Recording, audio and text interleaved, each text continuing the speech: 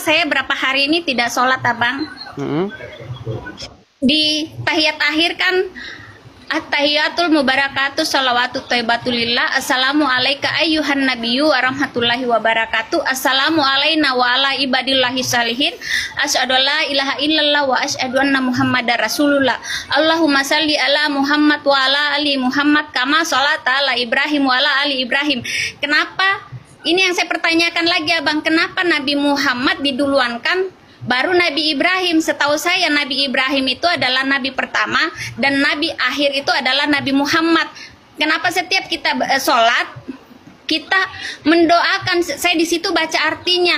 Kenapa kita sholat itu membaca seakan-akan kita itu mendoakan Nabi Muhammad terus melebihi dari Nabi Ibrahim.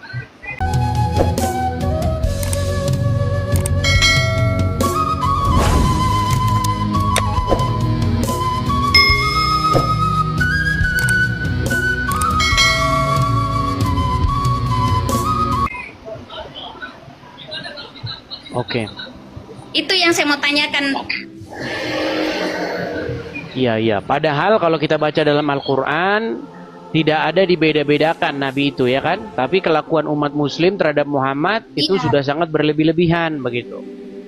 Di dalam riwayat-riwayat dikatakan sangat menyanjung Nabi Muhammad. Maksudnya saya itu saya mau tanyakan itu Abang Adis itu kenapa itu Abang Adis? Iya, karena memang pada prakteknya begini. Di dalam perkembangan zaman, ya, sekarang itu banyak orang-orang yang mengaku-ngaku keturunan Muhammad, yang menggelari diri mereka sebagai Habib-Habib. Nah, Habib-Habib ini, mereka sangat menggembar-gemborkan betapa mulianya Muhammad. Sehingga umat muslim akan digiring sedemikian rupa untuk mengkultuskan dia dan keturunannya. Nah, apa keuntungan bagi mereka? Cuan, fulus. Ketika keturunan-keturunan Muhammad dalam tanda kutip yang mengaku-ngaku keturunan Muhammad ini, mereka gembor-gemborkan, turunan Nabi itu mulia. Bahkan dikatakan, kalau ada ulama yang sudah gila, dia bisa dikatakan mantan jadi orang gila, dia tidak bisa disebut lagi sebagai ulama. Tapi kalau ada turunan Nabi gila, dia statusnya masih turunan Nabi, masih Habib katanya. Dan mereka sangat dimuliakan. Ketika mereka sangat dimuliakan, mereka mendapatkan uang yang banyak. Contoh, bekas tisunya, ya kan? Nih, bekas tisu lap turunan Nabi. Wah, umat muslim rebutan. Cium-cium kakinya. Bekas minumnya banyak sekali. Lihat aja bagaimana orang-orang Islam sangat mengkultuskan keturunan Nabi, keturunan Muhammad. Nah, padahal di dalam Al-Quran ada ayat yang mengatakan, makana Muhammadin aba ahadim mirzalikum. Bukanlah Muhammad itu bapak dari salah seorang laki-laki di antara kalian. Muhammad itu bukan bapak dari seorang laki-laki di antara kalian. Tapi sekarang banyak orang ngaku-ngaku turunan Muhammad. Ketika mereka mengaku keturunan Muhammad, orang-orang Islam di negeri kita ini sangat-sangat menjanjung memuliakan mereka. Ya kan? Sehingga mereka dapat uang yang banyak dari situ. Seperti itu. Makanya ada semacam pengkultusan. Muhammad tuh harus dikultuskan. Seperti itu. Riwayat-riwayat mereka mengatakan tuh kencingnya Muhammad diminum, darahnya diminum. Ya, sudah pernah dengar? Ya. Sudah pernah dengar kan? Baru dengar. Makanya saya itu juga baca kemarin Abang. Terus saya juga ini ada lagi saya pertanyakan nih Abang. Kemarin saya ada nonton juga Abang berdebat sama siapa yang di Malaysia itu ya Bang ya, yang perempuan yang bercadar itu. Abang bilang tidak boleh kesini, tidak boleh. Kenapa? Itu kan apa yang ibu Malaysia yang bercadar itu Abang?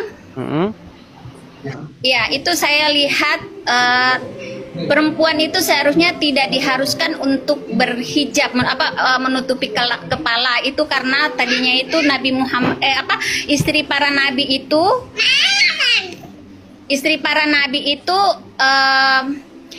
supaya ketahuan yang mana istri, yang mana bukan, karena hampir semua faktor tubuhnya itu hampir sama, jadi diusulkanlah sama Nabi untuk menutup kepala, Bu. Jadi Ya. tidak diharuskan untuk berhijab. Betul, betul. Jadi sebenarnya begini, hijab itu sudah salah dipahami oleh orang-orang Islam zaman sekarang. Dan itu kuat dugaan saya, itu adalah sebuah politik, ya. Mereka ingin mengukur sejauh mana kekuatan kaum muslimin. Makanya mereka tandai dengan pakaian seperti itu. Siapa yang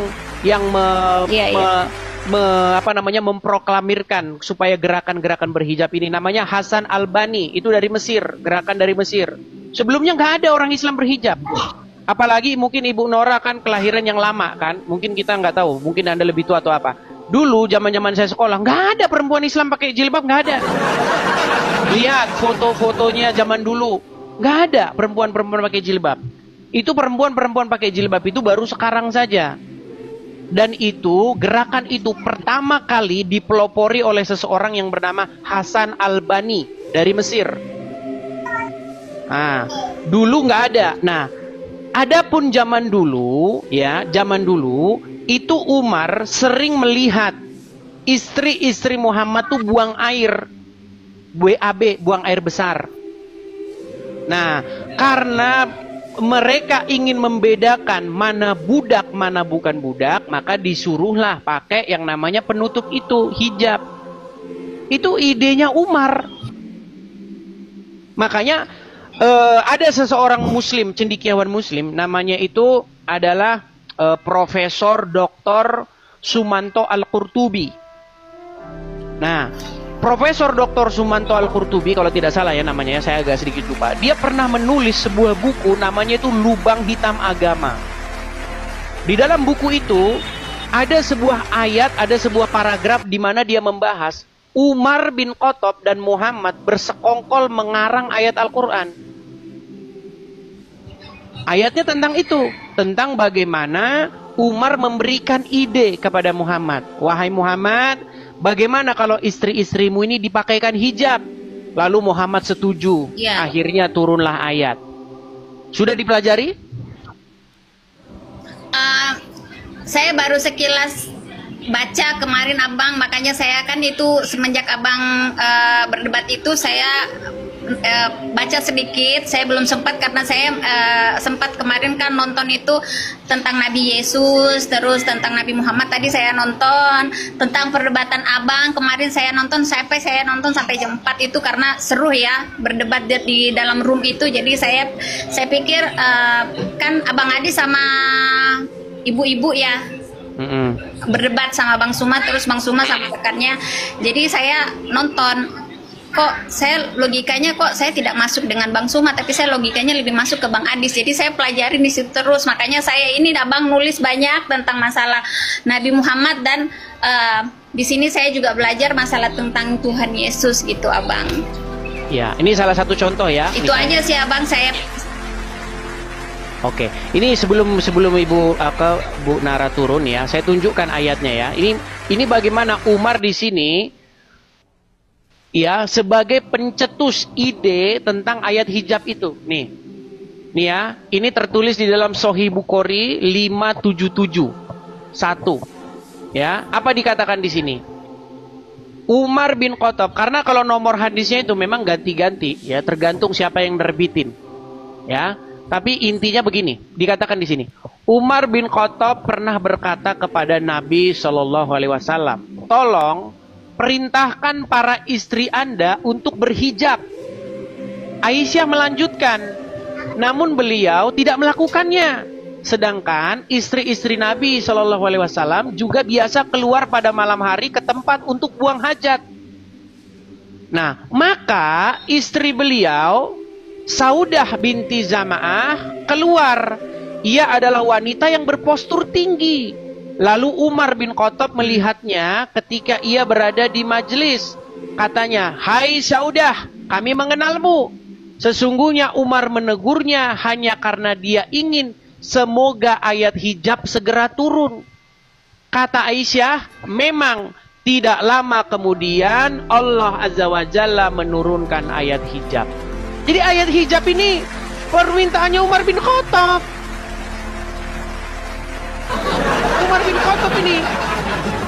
Makanya Umar itu pernah bilang, Umar bin Khattab pernah berkata ya, nih saya tunjukkan. Umar, nih ya, bentar ya. Itu Tuhannya Muhammad itu setuju, nih sebentar. Sabar ya. Sebentar.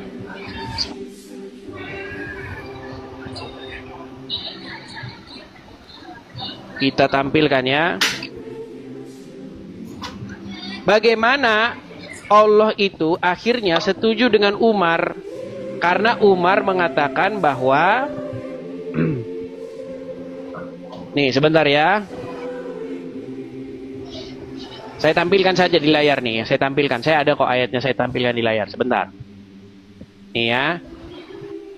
Sabar.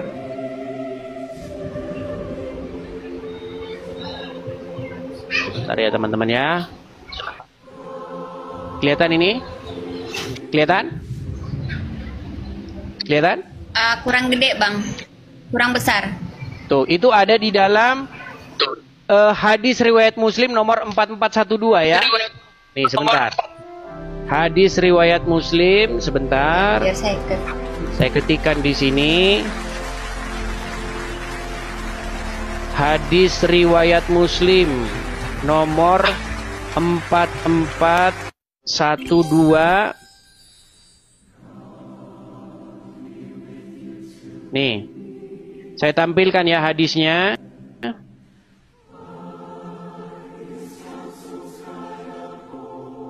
Waduh, terpental ibu tadi.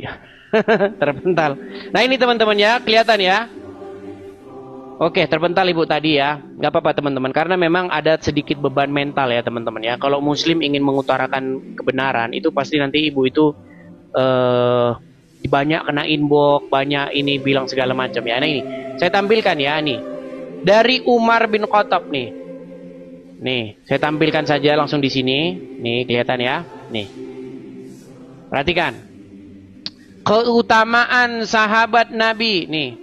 Sahih Bukhari 4412 telah menceritakan kepada kami Uqbah bin Mukram dan seterusnya ya telah mengabarkan kepada kami Nabi Ibnu Umar, dia berkata, Umar bin Khattab pernah berkata, sesungguhnya pendapatku pernah disetujui oleh Allah Subhanahu wa ta'ala dalam 3 hal.